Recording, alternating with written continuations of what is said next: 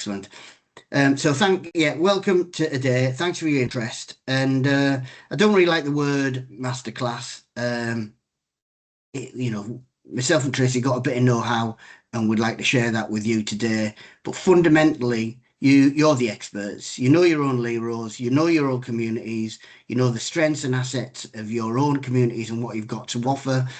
And I think what ABC does, because I've been involved in ABCD for a long time now, is it gives you something to hang your hat on. I think it'll give you something that resonates with you. There's a strong alignment between LEROs and ABCD work. So I think at the end of this, you might think, well, we're doing that already, which is great because that's the way that LEROs work. Very much community up, ground up. But some of this stuff is really good because it allows you, I think this is an entry level ABCD. It allows you to explore it a bit further and might give you some ideas and how you can adapt it or some aspects of it to your own work. Okay, so I think we're going to get going. This is the technical bit, isn't it, where I have to share slides? Yeah, we've got slides, yeah. Right, bear with me. Because I'm going to lose sight of you all now. And women are supposed to be good at multitasking. It's a lie. Just telling you. Oh, there we are. That's us. No, we're not. We're not. Oh, for God's sake. It's all right, we can see. We can see it. We've got it. We've got it. I'm doing it like that. Beautiful, Tracy. See, now you're brilliant, all right. Tracy. Everyone see that? Yeah. Okay, great. Perfect. So we've done introductions and session. We've done that. Brilliant. So what I'll do is I'll give, because the bit that I'm doing is very similar to the one I did 2 years ago, but we've got a different audience, a lot more emerging LEROs. So I thought we've got some of that stuff which would, and then Tracy's got some offshoots from the ABCD work in terms of working, experience of small group work and community working, and that experience of working on the ground as well. So hopefully you'll enjoy today. Okay, so let's go to the next slide, Tracy. Okay, so a bit of background. ABCD has quite a long history. It goes back about 40 years, and I don't really regard it as a model or a theory. It's essentially a worldview, really. You know, that's the way I look at it. It's value-based, it's a worldview, it's a way of seeing the world, and it's a focus on what exists within communities and what exists with individuals that gives them a life of their choosing. I know when people come to us, the question that we ask is not needs-based. It's essentially, what does a good life look like to you? Because that's different for everybody. So there are obviously challenges in doing that because we've had a lot of change in the last 40 odd years without stealing any of Andy Burnham's thunder. You know, neoliberalism has got us into a mindset of service and clients a lot in communities, and it's taken away some of that community up sort of sensibilities, I suppose. So communities built on what people have, not on what they don't have. So an ABCD approach is focused on discovering what community has to offer. And what we can do is, how can we discover what those assets are? How can we bring people together in relationship within that relationship so they can do things together as a community? I think this will resonate with you all. This is what a LERO does. So I think the important thing about ABCD is we ask these 3 questions, right? And we ask them in this order. You'll find that the traditional approach, the service-focused approach, might be, what do communities need outside agencies to do for them? Well, how can we service you? We don't do that in ABCD. We start off with the first question. This is our starting point. What is it that communities can do best? What do communities require help with? And what do communities need outside agencies to do for them? So by the time I've got to that last question, if we're doing it right, we're exploring what the community have, we're involving them, we're pulling them into the relationship, and there are things that our communities need other agencies to do for them, bin collections, etc. But let's start with the first question. That's basically how LEROs emerge. What can we do for ourselves and what can our community do? So ABCD, I think, is an approach that helps us discover what those assets are and to how we bring communities together to the benefit of that community. So it's built on strengths, assets, skills, and it's a shift in thinking from what's missing to what's already here. Okay, next slide, Tracy. I'm giving a whistle-stop tour of the history. Now, these two fellas are basically the founders of ABCD from Chicago in the 70s. Jody Kretzman and John McKnight. They worked in Northwestern University in Chicago, and they're now sort of the directors of the ABCD Institute. So really, how ABCD evolved is very consistent with how it's the approach now. They were academics in the institution, and they saw, as still exists in a lot of institutions, about what is wrong, where are the needs, go out there, find out what the needs are, and we'll model something around it. Now, the way that they thought about it was, hang on, we've worked in these communities for lots of years. Why aren't we looking on what is good in communities, the talent, skills, assets within those communities first, instead of looking at the needs? So they went around North America. They discovered they had conversations around 3,000 people, and based on those conversations, they developed the worldview of ABCD. It also puts front and center the importance of stories, which we'll come to later, and it's also about a big challenge about saying that communities have strengths. There's care already happening in there, there's kindness already happening in there, and there's things already happening in that community. And if yeah, I'm not gonna say that because it's the next bit takes something out of another slide. So really, from these conversations, they develop the building blocks, which we're gonna look at after. Okay, next slide, Tracy.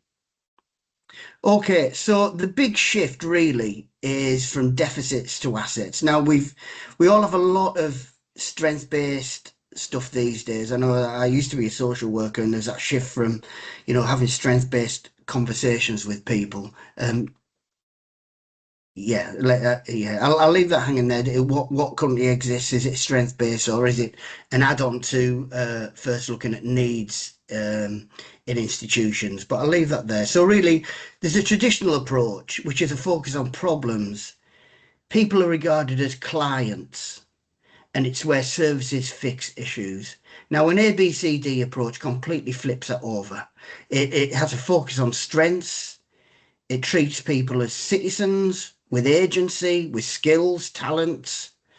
And it's where we come to where we say that communities create solutions. Now, I think a lot of this will resonate with you as emerging LEROs and LEROs that have been going on. We start with people's strengths. We start with their assets, not with the deficiencies.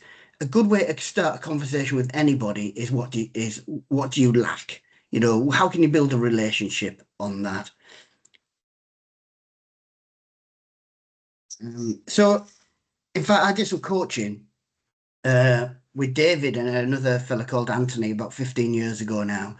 And I'll never forget, one of the exercises in that was when I was the coachee and I was being coached, and I had a post-it note on my head as a coach, I had a post-it note on my head that said, "I do not have the answer to your problem."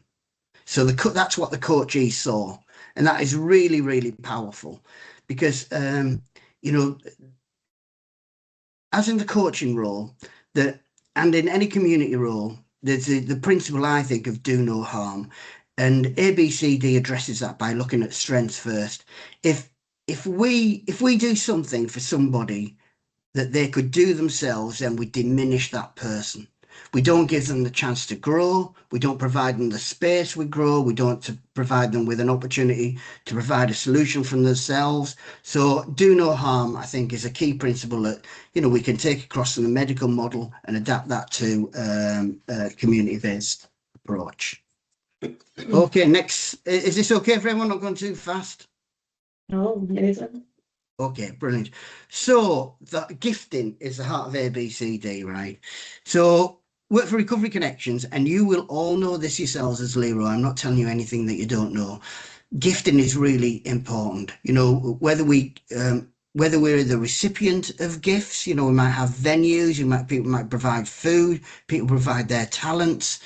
For me, one of the things that I do in my role is we recruited some ABCD builders, people in recovery who went into the community and provided that as a resource to the general community. People in recovery have a deep sense of what community means. I think a deeper sense than what the broader community feels as well. They understand community. So gifting is really important. So we have that shift from what do you need to what would you like to contribute? And the ABCD role and the LERO role, I think, is about discovering what those gifts are, creating opportunities for people to share them, and bringing people together. Community is really important. Recovery community is really important. You all know this. And the important thing is that everyone has something to offer, but a gift is not a gift until it is given. So that's really important as well. Otherwise, it's just waiting to be asked for, really. And people are waiting for those gifts to be discovered. So I think an important part of our role is how can we open up that conversation to make sure that people are getting the opportunity to contribute to this community. So it's a shift, I think, from treating people as passive clients to active citizens. Mm. Okay, everyone has gifts. Okay, next slide. So, I thought what I'd do here is bring in a little bit of the stuff that I've done, and you'll do all this in your own way. But this is a lovely exercise. This is from the ABCD Asia Pacific Jeddah organisation. This is something that I do on a number of when I'm in a room with a community or a locality. Everyone has these gifts. So there's the gifts of the head, that's their knowledge, their gifts of their hands, which is their skills and other things that they have, their heart, the passion, and the gift of human connection, and the gifts of the heel. I'll go through some of those now. So the gifts of the head is something that I know about and would enjoy talking with others about. That might be art, history, movie, birds, whatever that may be. Gifts of the hand, carpentry, sports, cooking, whatever that may be. Gifts of the heart, things that people care deeply about, whether that's the environment, civic life, recovery, children, community. Gifts of the heel, things that I do to help me stay grounded and I'd like to share with others.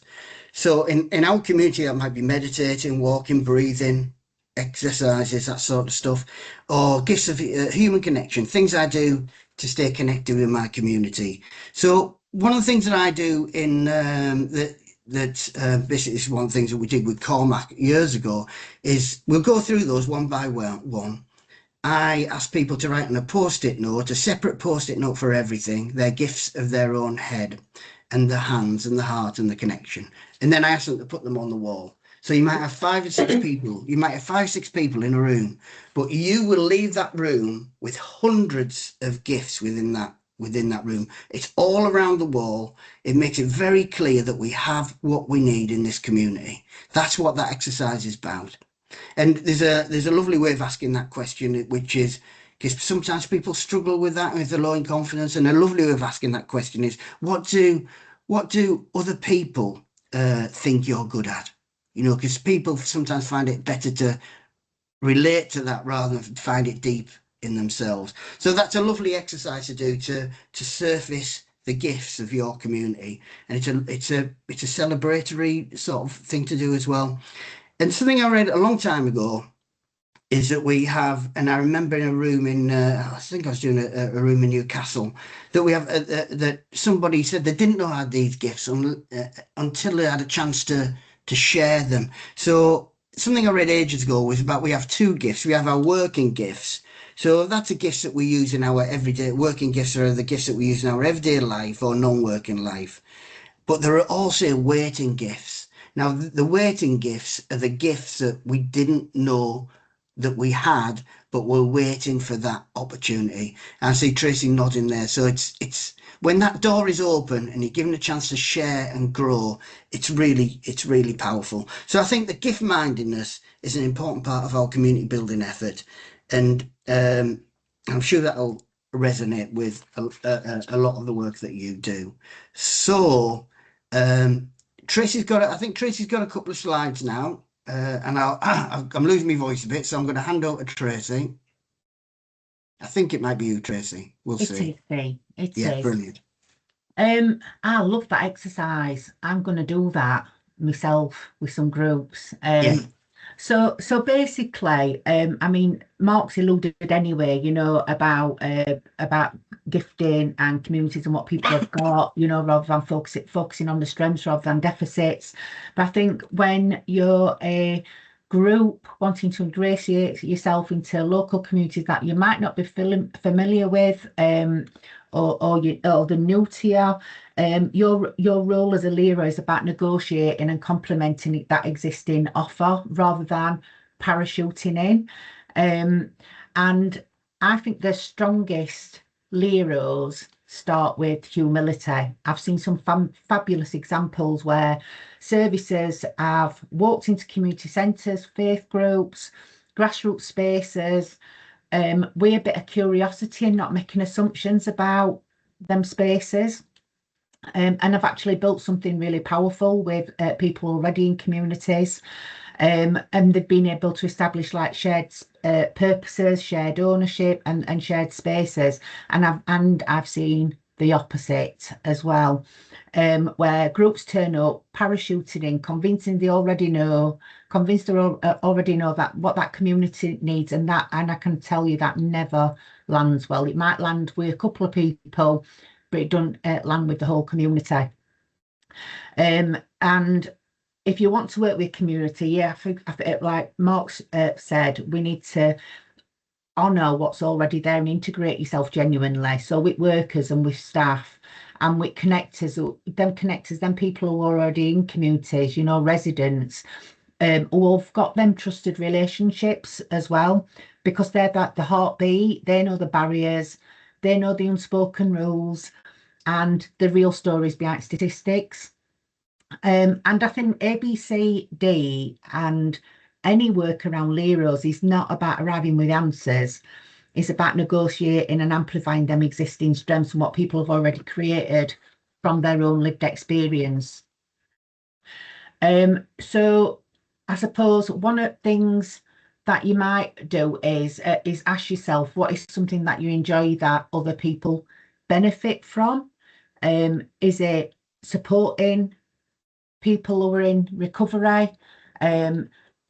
Someone who's new to recovery who feels lost and scared or unsure where to start, you know, is it you being able to offer a bit of hope, showing that recovery is possible, bit of navigation, helping them to understand groups, routines, what early days actually looks like, a bit of belonging, making sure that nobody walks alone or feels like an outsider, a bit of stability, being a bit calm and a steady presence. Is it sharing your story to inspire others? Storytelling is one of the biggest powerful tools in recovery.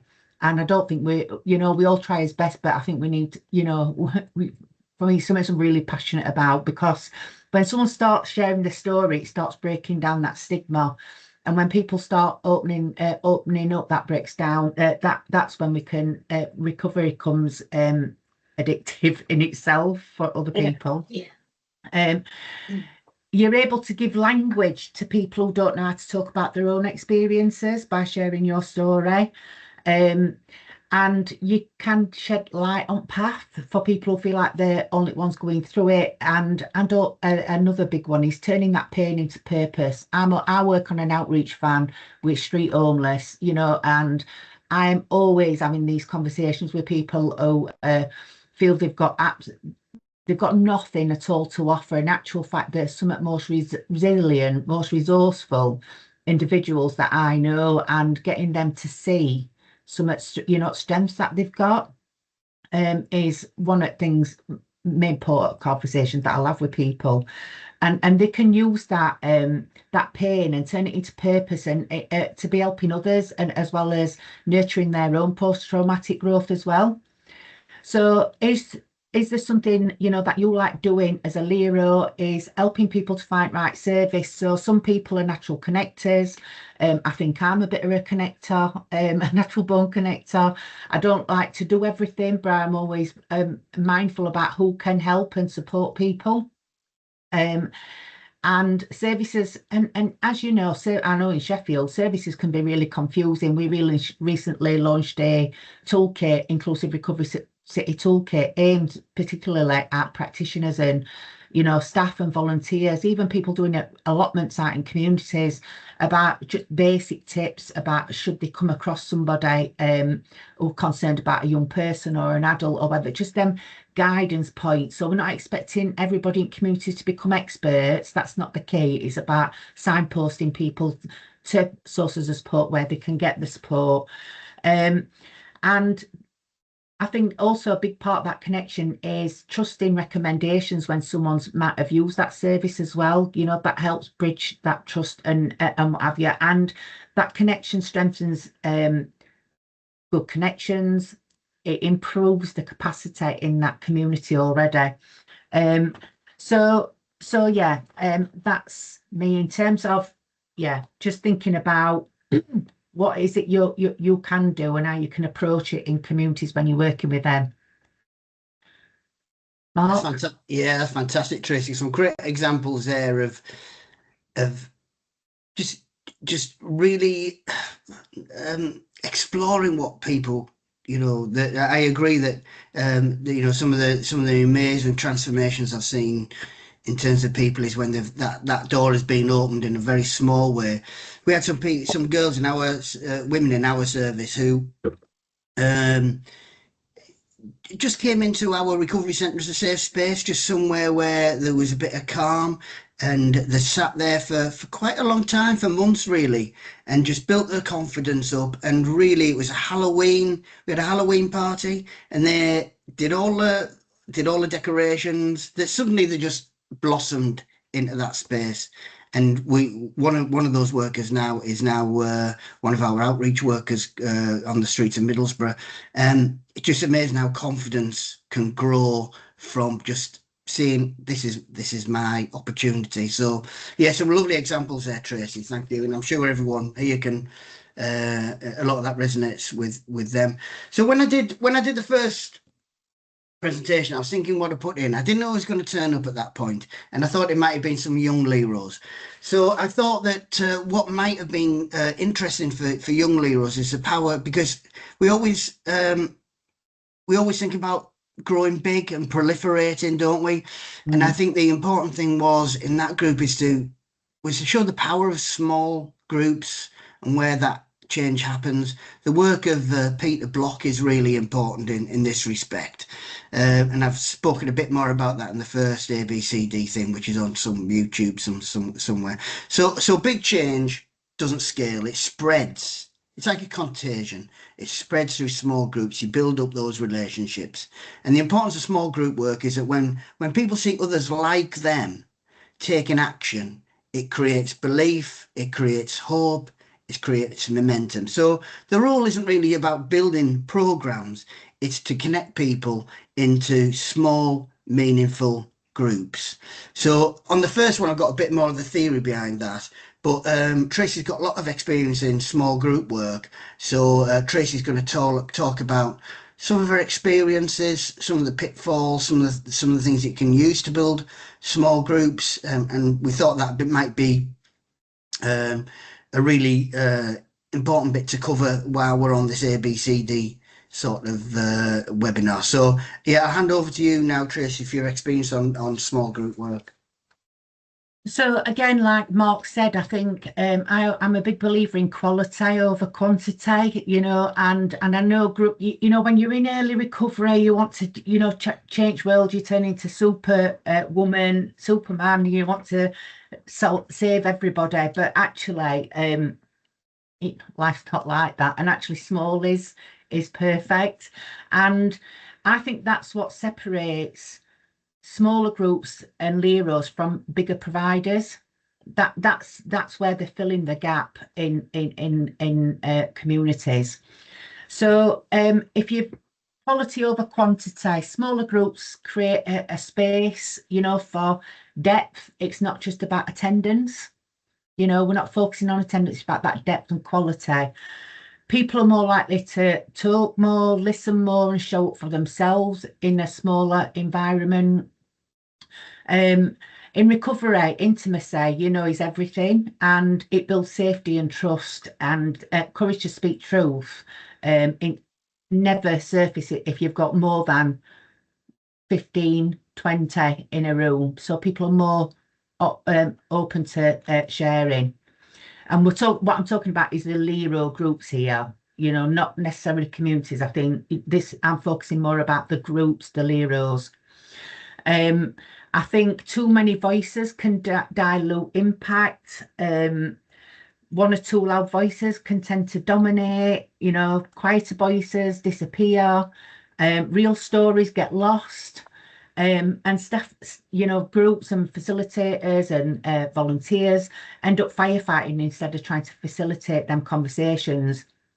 And clarity, I think it's really important for any LEROs to be really clear about what it is that they're offering. They know their role, and that goes back to strength, you know, gifts and what have you, and about, you know, embracing that and recognising them gifts that have been identified with people in your LERO, whether it's welcoming newcomers, making brews, sharing lived experience, just holding space. You know, clarity is not, you know, some people think clarities are about bureaucracy and rules, and it's not. It's quite the opposite. It's just everyone being clear and being on the same place. And it's our people step into leadership roles without feeling that they're stepping on people's toes. Does that make sense? I think shared ownership with LEROs is again really important. It's not. Big providers can often default to hierarchy and staff-led, whereas LEROs flip that, you know, the way they operate is around leadership's distributed, the power is shared, people co-create the space, they don't just attend it. And that's why I think that's the difference between LEROs and that's the fluffy stuff that's really hard to quantify. And LEROs are built with people and not for them. And I think that's another really important distinction. I think with LEROs, we do tend to get, and you'll get this, you know, stronger engagement and trust from people who you're coming into contact with. And small groups make it easier for people to get honest as well. You know, it's all right. It feels safe enough for them to say, I'm struggling, I've slipped. I'm you know, I'm scared. I'm not quite sure this is right for me. You know, creating that safe space for everybody who's involved in your LERO is imperative before you're wanting to go out into communities settings. So I believe that LEROs often succeed because they operate like communities as opposed to services. They prioritise relationships over process. They prioritise trust over targets, and people and paperwork. And where recovery isn't performed, it's actually lived. So that's me on that one. Oh, skip on to here. So the next one is a bit of a formula about small groups and some tips. You might be doing this already. If you're not, that's fine, you know. But just for me, I'm a big pause and reflect person. I didn't used to be. I used to be completely activist and pragmatist. My learning style would get stuck straight in. But over years, I've learned that, you know, being able to pause and reflect is really, really, really important. So you've got your purpose, people, roles, relationships, participation, and action, and then rhythm. So I'm just going to go through these, what I think are really good key ingredients, you know, to create a solid LERO.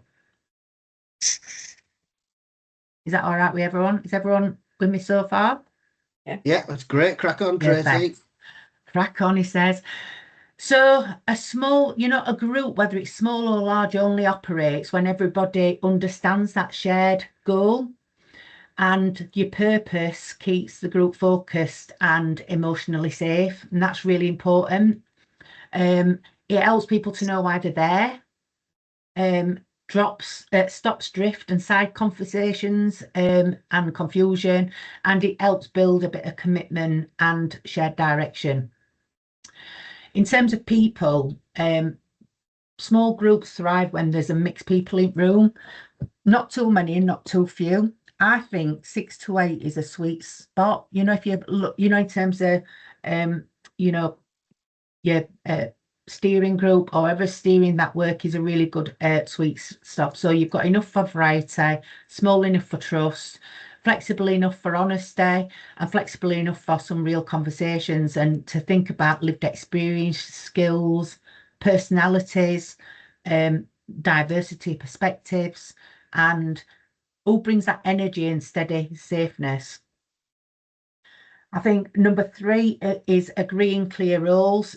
Again, I'll reiterate, roles aren't about control. It's about shared ownership and understanding who complements them roles.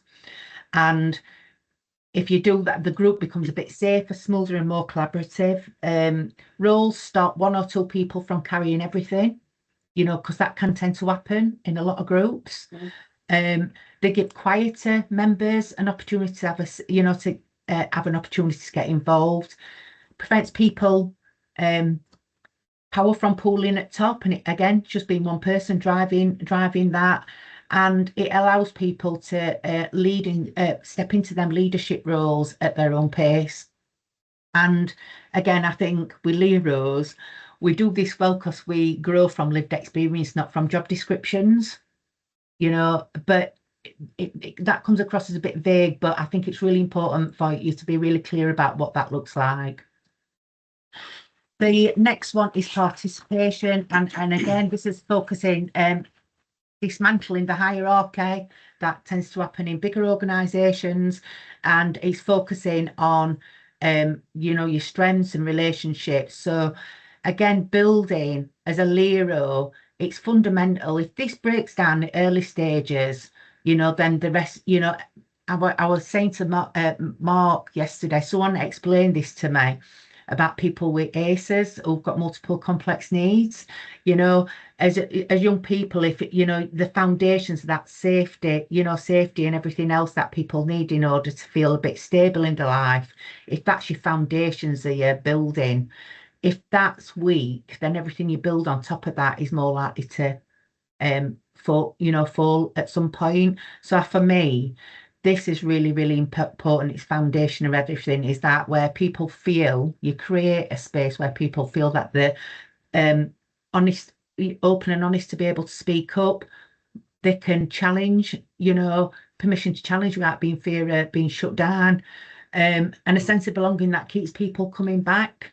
And that's a skill in itself for any facilitator or anybody who's setting something up. So for me, that's about reflecting on yourself as well, and about, constantly checking in. In terms of action, is agreeing clear steps, and again, it's about pausing again and considering where you've got to. Your team meeting is not just about who's doing this and who's doing that. It's pausing and reflecting as a group and what you've achieved and capturing them small wins, because again, they start telling a story, particularly when you're looking at funding and things like that. This is when you can start capturing some gifts that you've developed along the way and what you've brought on board. So in terms of rhythm, I think rhythm is really important. Again, is about consistency, meeting regularly enough to stay connected, keeping it light so it don't feel like a burden or a bit of a chore, creating a familiar pattern that people feel safe and settled, and then allowing momentum to build slowly instead of rushing. You've got a core group of people, you might all be on the same page in terms of what it is you want, and then rush out there, to go out and deliver it. If you're not covering these fundamentals, then it can be flawed. I'm not saying it's not flawed, but it's really important for me my lived experience of working with groups that if you don't get these fundamentals right, you know, then it's going to be harder to navigate. And I also think as well, you know, just on that point, you know, is thinking about your communities as well that you're going in. You know, if you're strong and you've all got a set of shared values and you're all on the same page, then that reflects well in community and that builds that trust. Just linked to this, again, I always do this when I'm saying to people in loads of different scenarios, you know, around boundaries, you know, thinking about what it is, you know, being really clear from a LERO point of view about what it is you can offer, what you can't offer, what you will offer, where's that flexibility, and what you won't. And this isn't about limiting yourself, it's about building trust and community, because communities have been promised world loads and loads of times. And again, I have seen it loads of times where, you know, people go in and we can offer this, we're going to start offering a support group, you know, they start offering a support group, then people start dying off from that LERO, you know, and it's down to one person and then it just folds again. It's really, really important for communities to have that consistency. Because when LEROs, if a LERO's upfront and honest and transparent, people know where they stand, and that's critical for communities. It also stops misunderstandings and it prevents disappointment, your relationships, and it shows that you're serious about partnerships, not just performing. You're not just doing that to get a next lot of funding, etc., etc. So for me, the pause and reflect bit is a lot of what I see people skip within their LEROs and their small groups and organisations. So being clear about what you're actually offering and where people are at within that offer is really, really important. And again, it's literally, you know, like Mark said, you know, flip chart, you know, some flip chart post-it notes, you know, about everyone collectively, you know, being clear about what they think they are offering as a LERO to that local community. This pause, it's not a luxury neither. I just wanted to say that it's essential maintenance. That pausing where you're at, it keeps your group honest and aligned, and that reflection keeps your group real. And sharing your offer, next bit is how you share that and communicate that to wider communities that you're trying to engage with.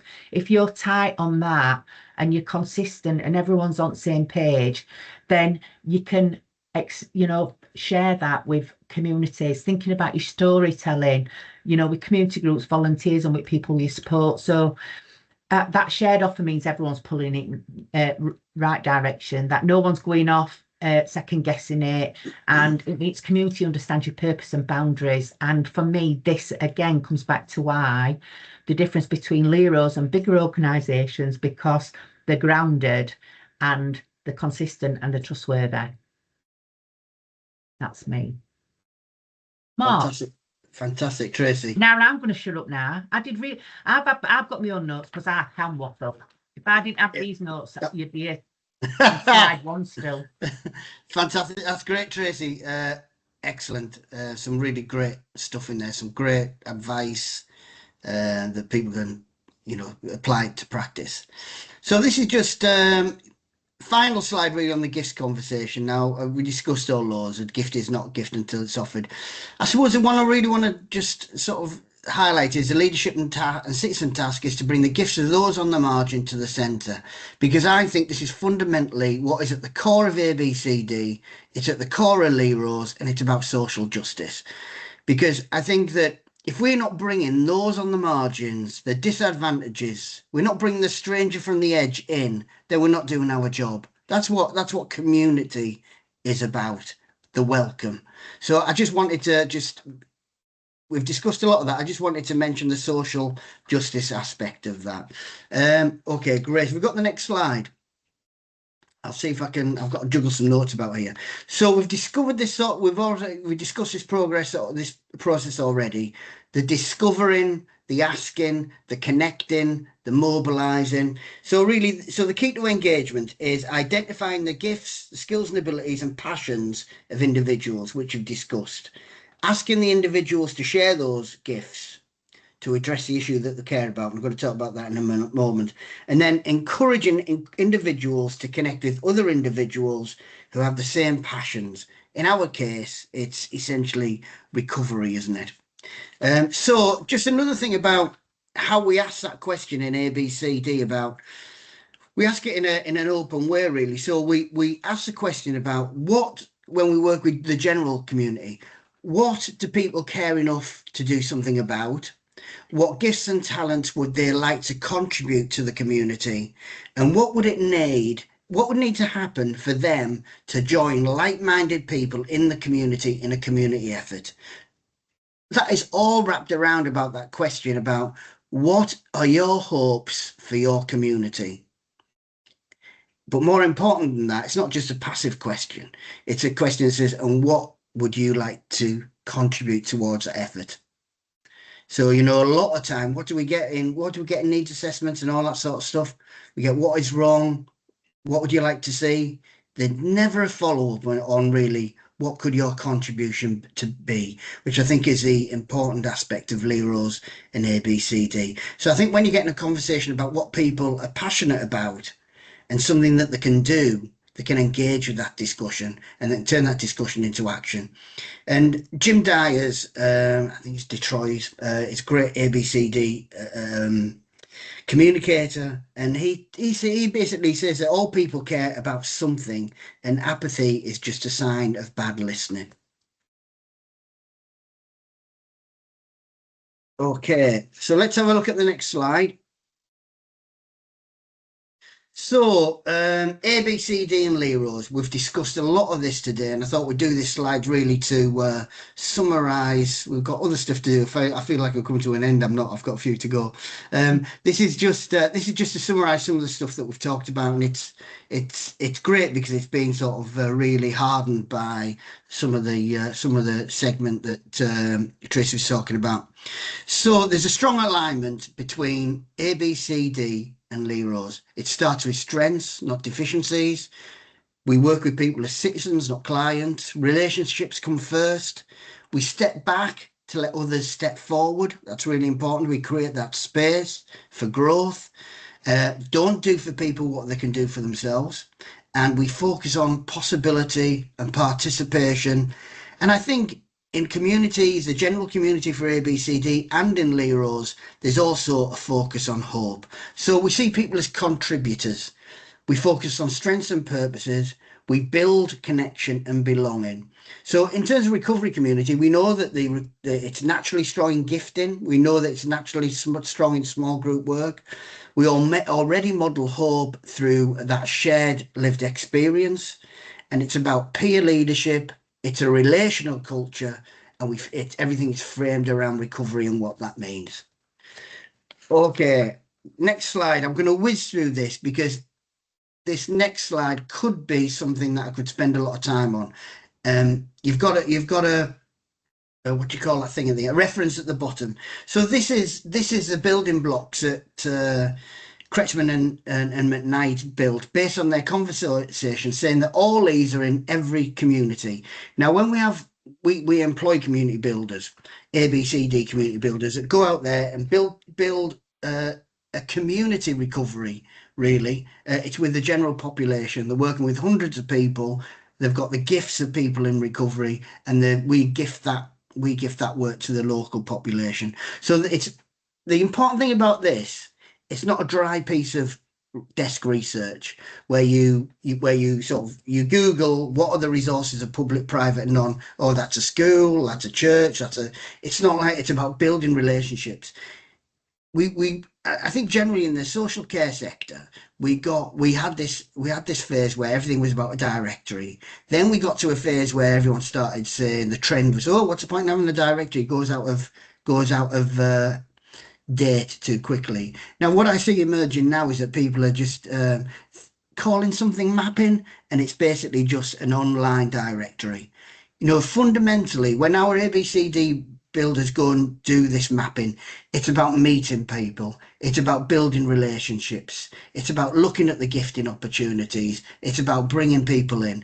And it's not even about money. I know there's some work done locally. A lad who's absolutely amazing he works in a service, in the recovery part of the service. He didn't really have much money, and because of that fact he didn't have money, he built so many great relationships where people offered venues, offered their time, and he just built a community of recovery allies because effectively he had to go out and build those relationships.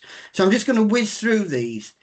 If you want to go delve deeper, have a look at that book or have a look at some of the Kretzmann and McKnight stuff online.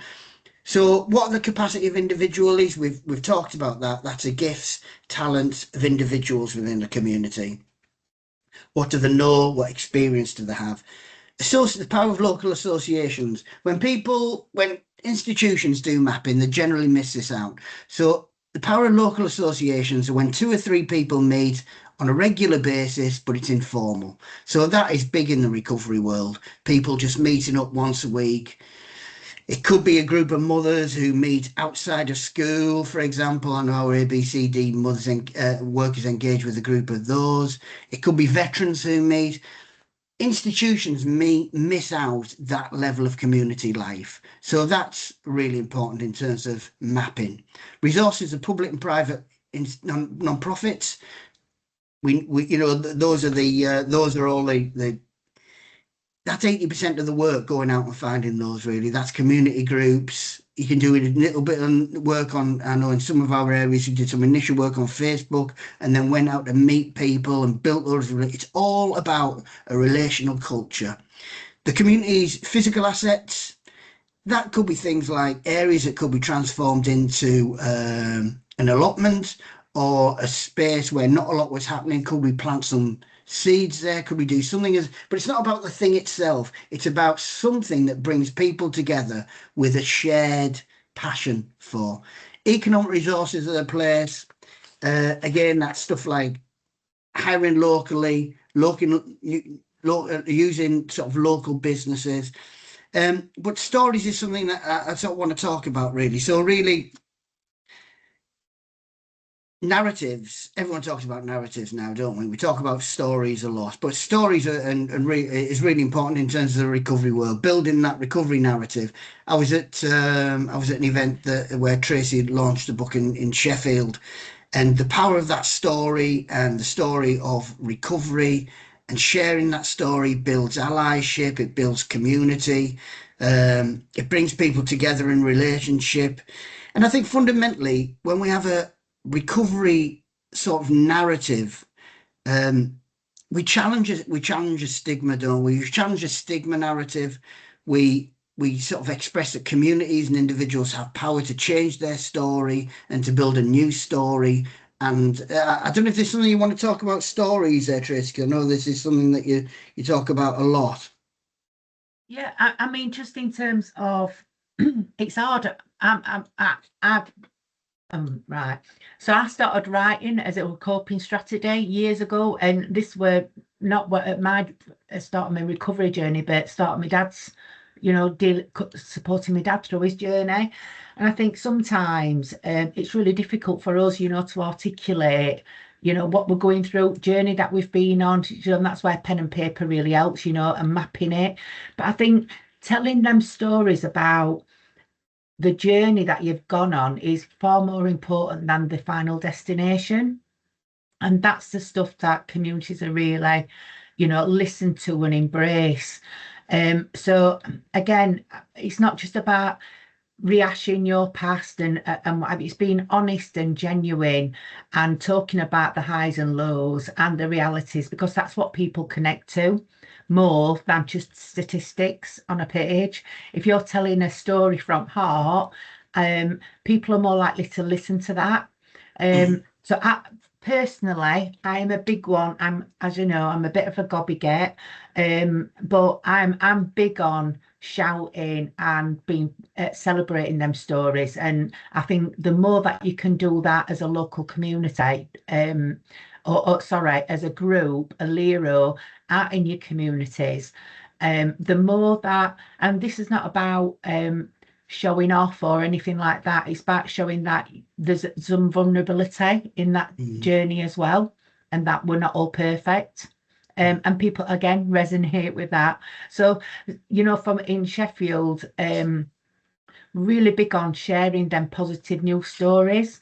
You know what's really interesting? We, as part of Inclusive Recovery Cities work last year, we've done first 2 years done a lot of work with recovery community, finding out what their needs and wants were.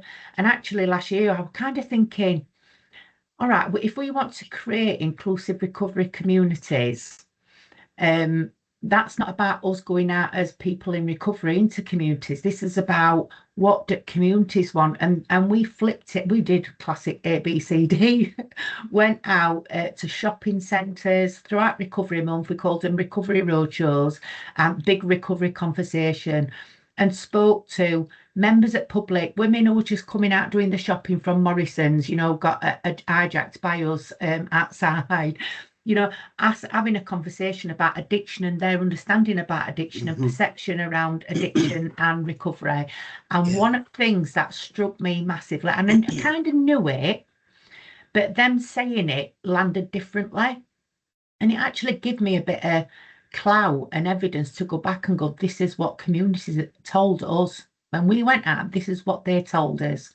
Not loudspeaker, you know, your usual suspects who are shouting loudest in communities. These are just Joe public, you know, people who don't get involved in a lot of stuff.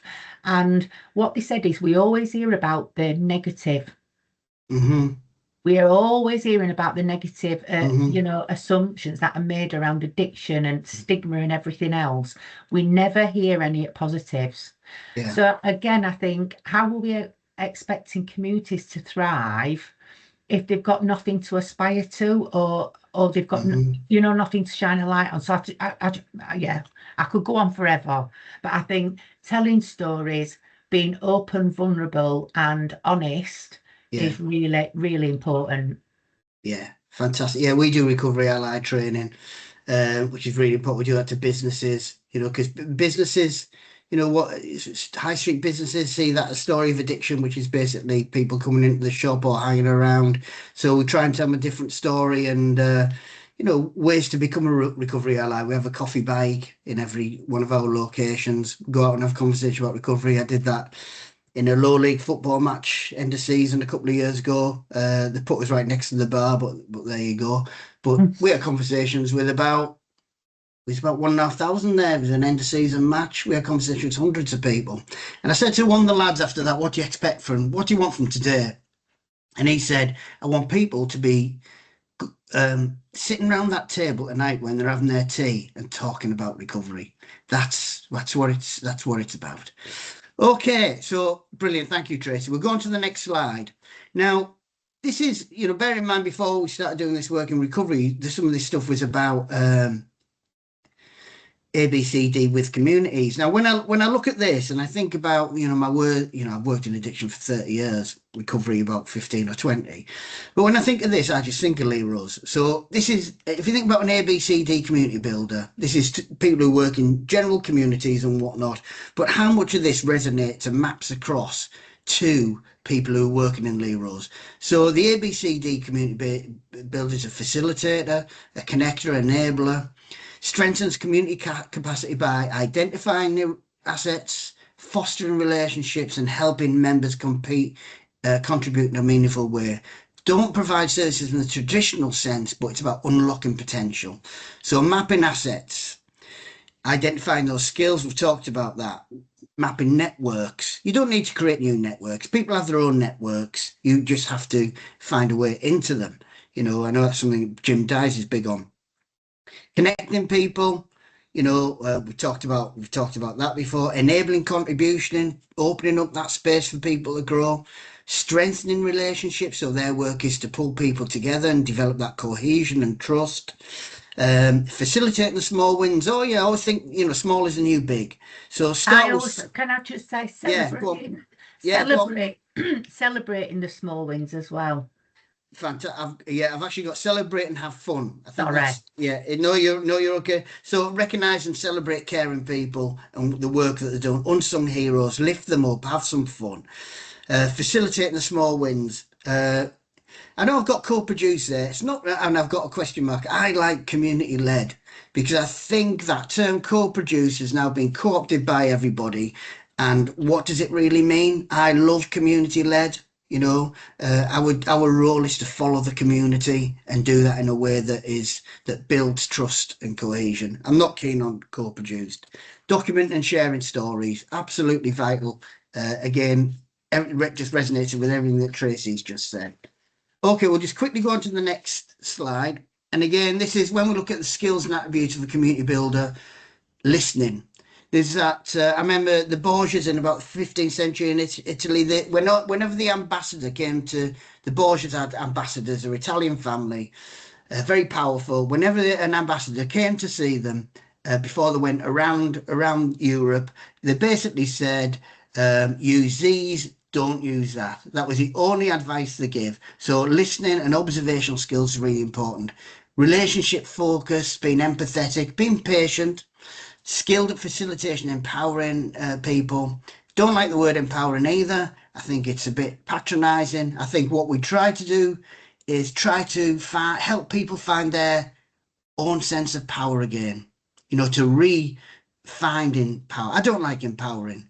How does somebody have the agency to help empower somebody? I'm not sure. If you create that space, people find their own sense of power. Able to identify untapped strengths and potential. Comfortable enabling leadership without dominating. So it's a really sort of, it's a different leadership role, isn't it? And self-reflection, which is important. Fundamentally, it's rooted in relationship. Okay. Now, yeah, I can't really read this right, but what I thought of trying to put a slide again, which just reinforces further that alignment between LEROs and ABCD. Yeah, because I know you come here to listen about ABCD, but what I'm trying to do is just reinforce it. You are ABCDers, I think. LEROs are ABCDers. So really across both of them, the ABCD is starting with strengths. It's about building relationships, mobilizing assets, co-produce, let's call that community-led outcomes, and catalyzing small actions. Okay, if you get the slides, you can have a look at that in a bit more detail afterwards. Okay, next slide, Tracy. You're doing all right for time. I haven't got much left. Yeah, it's all right. I've got clicking on mouse here. I told you I'm crappy. Come on, that's it. Okay, so I don't know why I've called this additional LERO strategies, but really peer leadership roles, that is a LERO. So decision-making facilitation power is assigned to participants because participants are really essentially running the LEROs. But micro contributions, exactly some of the stuff that Tracy said. Everybody has something to contribute, and it's those small, meaningful roles that increase agency and build confidence, meaning in people, hope. Network mapping, again, another fancy sort of service sort of role, but you know, we're doing that all the time in LEROs. We're basically meeting with others, we're building connections. I don't like the word network because I like the word friendship. I think that's what we do, you know. Storytelling as evidence again. I think what you find during this whole thing is that what we're doing is reinforcing the same things again. Storytelling as evidence. So we can demonstrate impact through narratives and we create spaces of belongings. LEROs are really good at that. Anything you'd like to add about that, Tracy? No, I'm going to let you crack on. Okay, brilliant. I'm looking at time. Oh, we're doing fine. Some examples, I haven't got long left. Some examples are LERO and actual. We've got peer mentoring programs, but for us, peer mentoring is basically what we do. You know, it's the peers are LEROs who are leading the organisation. So community hubs where we facilitate groups. The community facilitate groups, teach skills with each other, and they help to shape that positive recovery culture. So that creates a sense of shared ownership, increases engagement, and re-empowers people. Recovery circles, their discussions, we were doing some work in Derbyshire, and we created a learning circle, which was absolutely beautiful. Brought people leading, working in LEROs together, where basically we would have a very open, free-flowing conversation where we built friendships and shared ideas, which is a great thing to do. Micro projects, so small initiatives are important. That's cooking classes, that's small group work, that's music or art classes. What can people share? So that's about building confidence, recognizing skills, and strengthening friendships. And asset mapping, some fancy words here for basically just seeing what's out and about and building relationships with those. That is, if we dig deep enough at community level, that's where we find hidden treasures. And that is also potential collaborations and recovery allies. Okay. I was just going to add on to that. Yeah. You know, like I believe in Sheffield, when we're looking at what we've got, there are small groups who are actually LEROs, but they don't know that they're LEROs. They don't know that they're doing that work. So one of the things that we're wanting to do as part of Inclusive Recovery Cities campaign is to go out and build them relationships and help them see, you know, what that, you know, what they're, you know, even though they're offering something small, how get them to flip that on its head and go, actually, what you're offering is something really unique and different to what bigger providers are offering, and getting them to recognize their strengths as well. Yeah, I just wanted to add that. So you know, there's lots of groups who are already doing this but don't realize that they're doing it. They don't realize that they're a lived experience recovery organization. They don't realize that there's a network that they could be connecting up to and learning from other different groups. So yeah, I just wanted to add that in. That's great. Thanks, Tracy. So when I first ran a recovery centre about 12, 13 years ago, there wasn't really much around in terms. There's a bit of work by David Best and William White work, but it's fairly early days. So the book that I found was Larry Davison's A Practical Guide to Recovery Oriented Practice. I think it's quite expensive now because it's out of print, but this was Larry Davison does a lot of work in recovery mental health in the States. And a lot of the stuff here really resonates with ABCD, doesn't it? People in recovery viewed as citizens, not clients. There's experience a new sense of empowerment and social connectedness, asset mapping, high value is played on associational life, institutions do not replicate informal services, and community development is driven by creative community focused vision, not by needs assessment. And information is gathered through stories is recognised as important as well. So that's a fantastic book. That's some great. It's still amazing now. Okay, so let's look at some of the key challenges as we which some of you may be facing some of this now. Depends how young you are. Even in setup, you might be facing some of this. So ABCD funding pressures. I know that things are also changing in this field at the moment, but funders often require deficit focused outcomes, don't they? I mean, I'm a bid writer, so I'm aware of that, but ABCD requires reframing really around outcomes around assets and participations. So is there a way that we can tell that story to a funder in a different way about the way that we build communities? Cultural resistance, I think this is a key challenge for LEROs. I've got risk averse staff here, but we might even find risk averse and institutions who are. I was just going to add on that. You know, I think one of the biggest challenges that we have nationally and locally is not everybody fully understands LEROs and trust that lived experience as a lead, you know, as leadership. And I think that's been one of the best things about the LERO network is and the work that, you know, building relationships with OAHID and working with them to develop got policies and guidance with local commissioners to help tell that story and that narrative. And I think in terms of, you know, old systems can be slow to shift, you know, so, you know, commissioners or whatever, you're kind of stuck in the ways, you know, we've always done it like this. This is where we've always been advised and guidance on commissioning. And some people cling to traditional things around top-down approaches because it feels more safer and familiar. It's really hard to put the trust and funding and faith into a group that they so I think one of the good things about the recovery community across the UK is we are really persistent, but also patience. A lot of bloody patience has been required. But I think that patience has started to pay off dividends now, and we're starting to see that, especially from when I first were involved in everything. I think I can certainly see that shift. But when we are breaking through that cultural resistance, but you're going to get that in local communities, you're going to get it with different groups, you know. But if you stick to your core and you stick to your foundations and keep reflecting and you stay on your purpose and that shared mission, I don't think you'll go far wrong. Absolutely. Yeah, excellent. Tokenism. So I've got a genuine co-production, but it's not. It's about community-led. If we're community-led, then that is about real decision making, and it's about power, and it's about real involvement, not symbolic involvement.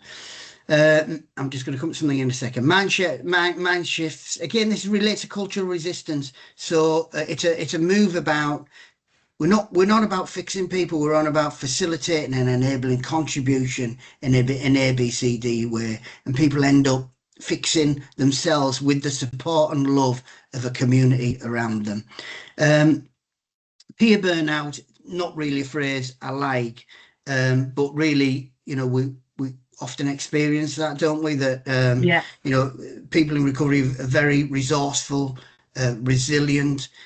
Sometimes what I find is that people just are running on passion, you know. So I think it's really important that lived experience leaders and people in LEROs are provided with that support and love and kindness and care around them, and of the community to support them as people grow. I don't know if you've got something to say about that, Tracy. That's something I've definitely got something to say about, you know, burnout, you know, compassion fatigue is massive. You know, we work with a lot of people with lived experience who are either volunteering, you know, and you know, trying to you know, ingratiate themselves back into their own communities, to their own families and things like that. And I think you know, as people in recovery, we give more because we really care deeply, but that can be at detriment of ourselves. And I just think, again, fundamentally, you know, when you compare LEROs to bigger organisations, they can tend to lose sight of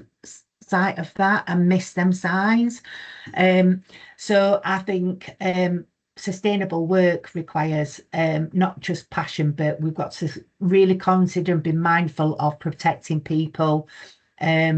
Because as well, you know, when we're telling stories and sharing stuff, you know, I'm still going through a learning journey myself, and learning new gifts that I never knew existed within myself, shifting, constant identity shifts all the time. I'm having an identity crisis, imposter syndrome on practically a daily basis.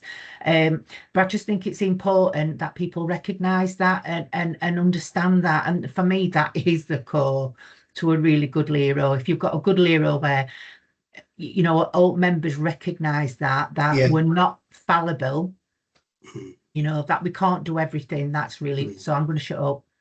No, I think that's fantastic. I mean, you're right there. It's about a recovery culture. And I know in our place, other people around the member of staff who are getting to that place often recognise it before the person themselves, and it's about having that relational culture that makes a difference. And friendships, you know, let's use the right language as well. So just a quick thing I want to do on funding pressures is I think it's important for LEROs in terms of enhancing outcomes, about how that doesn't necessarily conflict with compliance either. You know, so I think we get a lot of heat from commissioners about some resistance. So it's about just reminding people about what a LERO is and what they've got to offer, and how some of those small successful initiatives can also build credibility and support and culture change. We're quite a big organisation now, but we started in 2008 with 3 lads, you know, so it's taken 20 years to build confidence, you know, to show what we can do. It's not an overnight thing. Okay, I've got some quick closing thoughts, and then we're going to finish with 4 minutes too. Okay, so recovery occurs in communities, not solely within within services. I've got some other stuff here that LEROs are durable and sustainable. It's about citizens contributing to the place where they live. They're going to be around there a long time. Services might come and go, workers might come and go, but those people are going to be still there when all those have been left or new staff have turned around. Or as Tracy said, in some places where staff are parachuted in, parachuted out. I said that all the time, you know, having worked in commission, you know, worked in it for a long time. I remember years ago when it was National Treatment Agency were around, that went and everything, all them networks, National Treatment Agency, you know, user involvement networks, they all folded and we're back to square one again, you know, thanks to Dame Carol Black report and her putting spotlight back on communities, you know. Mark's quite right, you know, for me, I'll stand up in an open forum in front of our directors, you know, public health, whatever, and say, you know, yeah, we commission treatment services, but they are only part of the solution because the recovery takes place in communities. And the worst thing that we can do is invest money into services for them to go in and do to communities rather than empower them and support them to help themselves. Then you've left a legacy. You know, if the funding gets cut, there's a legacy, you know, that communities have got a good sense about how they can support each other rather than relying on a treatment provider to come in and do it for them. And for me, that's where the LERO stuff comes in. Great. And that leads to my next point, which is a shift from almost exclusive focus on service provisions. So it offers breadth and it offers a different sort of offer. Thanks, Cara. Communities will be served by that broader offer as well, which is important. If we think about those first three questions, what can communities do for themselves? What do they need support with? What can agencies do? So, you know, it's a mixed market out there and communities will need all those offers. So we lead by stepping back. We create the space for people to step into that sort of space. Small intentional actions grow into sustainable recovery driven outcomes. ABCD is a philosophy, not a program. It shifts agency to participants. It's about possibility by listening and acting and convening what the community is doing. And it's also about organising what we do the way that people organise their lives. You know, it's not 9 to 5, Monday to Friday. It's about the way that community works. And recovery occurs through relationships and through gifts and through contributions. And that is 11:59. So I hope you all enjoyed that. Can I stop sharing? And got some, yeah, let's see. I can't see nobody's faces, and I ain't seen none of it. It's probably been a good thing because it wouldn't have this might have distracted me. Yay! Brilliant. That's great. Well, everyone stayed the course, which is amazing. So, yeah, I hope you all got something from that. I hope a lot of that resonated. I mean, Stacey, does it shut off at 12 or can we take questions for 5-10 minutes? No, I think we're okay. It won't shut off. I'll just probably stop the recording now though, so that we can speak a bit more freely. So 1 sec. Okay, does that mean I can swear? Can I swear now then? You